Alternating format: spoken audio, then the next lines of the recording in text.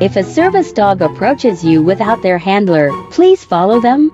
They may need your help, and the handler could be in danger. Here are some examples of my service dog going to get help. Go get help.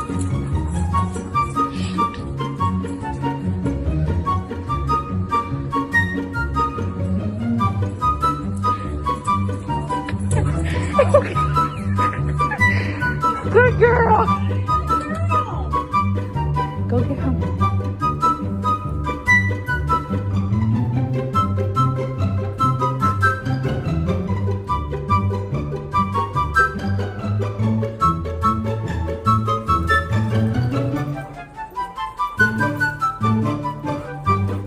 Good girl.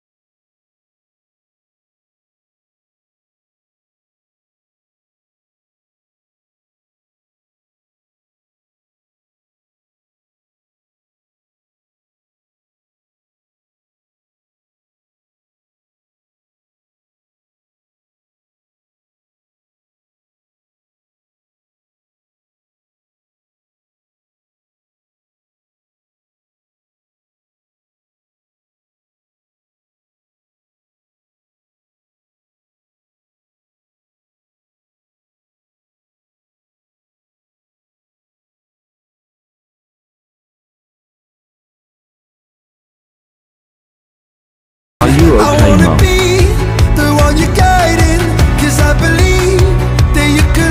I know shaky hands. I'll fetch it for you. Be somebody to someone, oh, I wanna be somebody to someone, oh, I never had nobody and no road home. I wanna be somebody to someone. And if the sun starts setting, I'm such a good girl.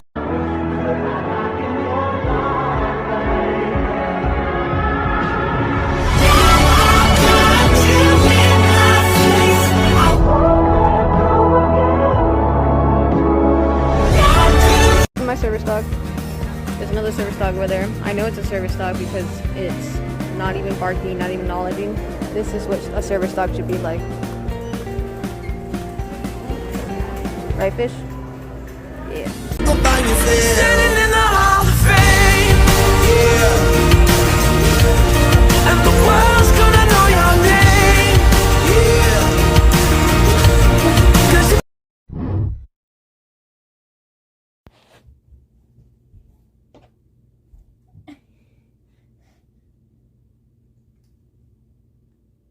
What are you doing, huh?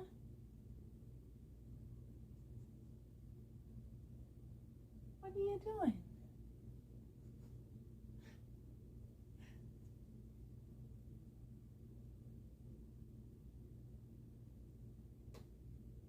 Huh? Here, I'll move so you can get in here.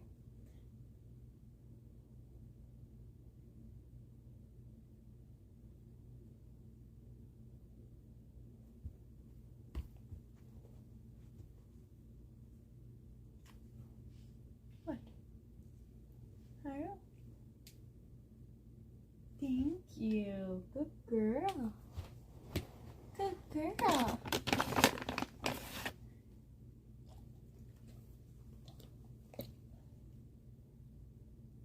I'm 66 going down. You probably can't see that, but double arrows down? What the heck? Why am I going double arrows down? I gotta go fix this.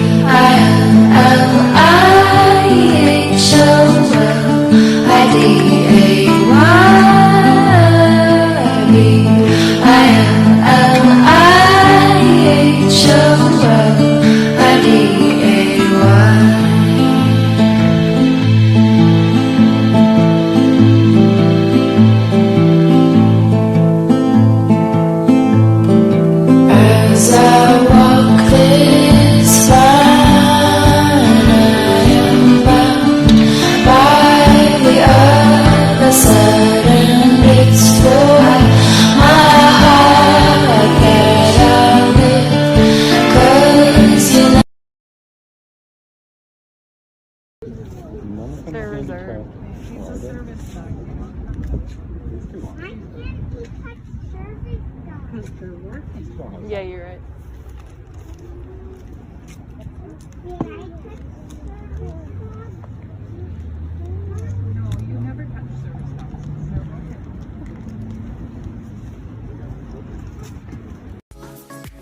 Oh, is it going low? Good boy. Let's see.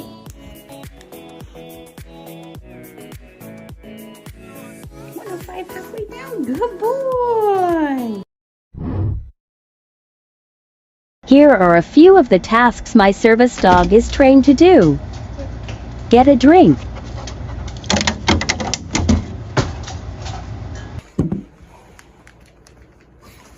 Snuggle against my chest with VNS magnet on her collar and wait.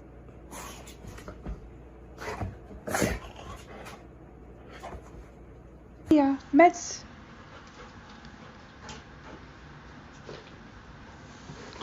Good girl. DPT. FMP. Grab it. More snuggling with pressure. Go get him.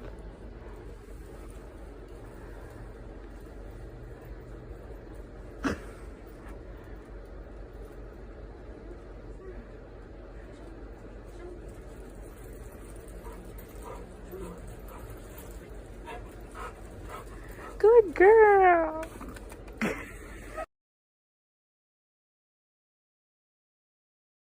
Apollo, check. Apollo, check. Good boy. Apollo, check.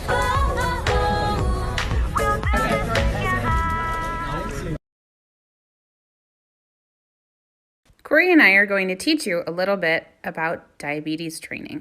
The way dogs detect blood sugar levels is through their nose. A dog's nose is about 40 times stronger than a human's nose, so they can smell the hormone changes that happen when your blood sugar goes high or low. Here I have a t-shirt I wore when I had a low blood sugar that I used to practice low blood sugar alerts with Corey. I take the shirt and I hide it under my sweater so that he will get the low smell and come and alert me. I pretend like I'm doing something else so that he doesn't catch on that I'm trying to practice training with him. He alerts me by booping his nose into my leg. Good boy! He also brings me my juice bottle, which is in the same place, so he always knows where it is. Good boy! And he gets his favorite treat afterwards, cheese! Good boy!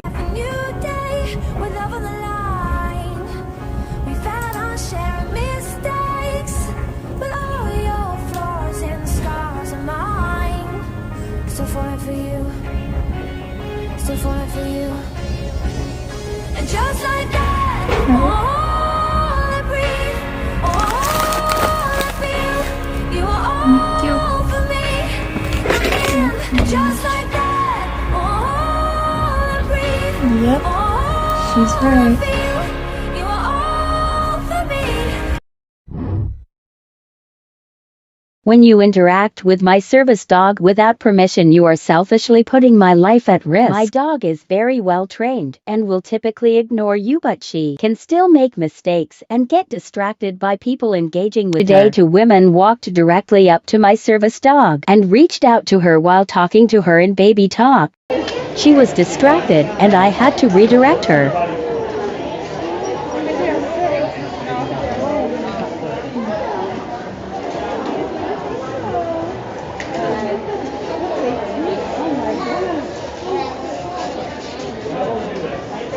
I do not know these women and they never said anything to me, but my dog could have missed an alert because of them.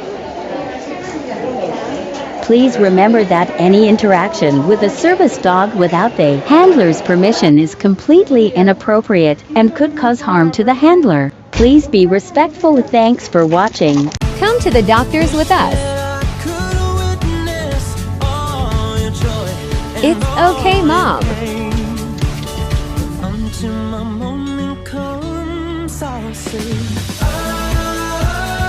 Head scratchies for days. Urine sample. I is the bestest girl.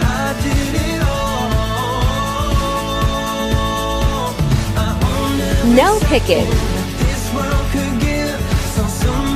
many places, the things that I did, and with every broken bone. I get my leash for you, Mom. Blood draw. All done. What did I say about picking? Yay, we're home. Alright, let's go through what happens when I'm on a plane and I'm going to faint. Here he is alerting to me, telling me that I'm about to get a dizzy spell. He then climbs up on top of me to make sure that I can faint safely.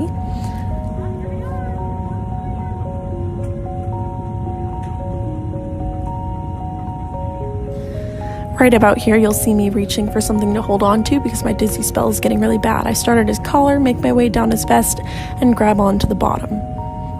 You see me hold on really tight, and then my grip starts to dip as I start to lose a little bit of consciousness and I fall. I come right back up because it wasn't a full faint, and then you'll see me go down again in just a few seconds. I go down again, just for a few seconds, again, not too bad of a faint, and I slowly come back up.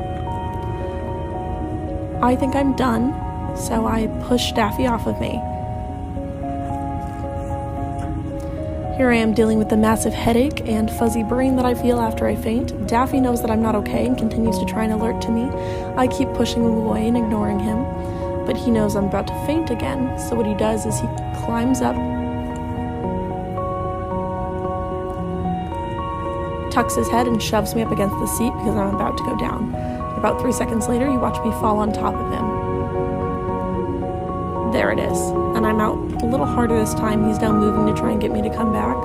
Slowly start to regain consciousness and sit up. He moves to the side to let me know he thinks my dizzy spell is going to be okay. I push him off of me. It takes a little bit of effort because the space is too small for him to get off himself, which is why he moved his legs to the side to let me know I could put him down. And then I turn off the camera, but I was okay after this. Just a lot of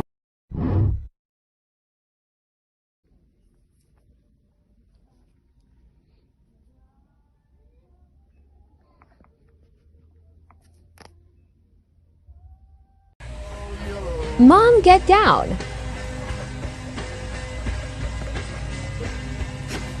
I do DPT. No crying. Kisses make everything better. Oh no, don't do that, Mom. It'll be okay.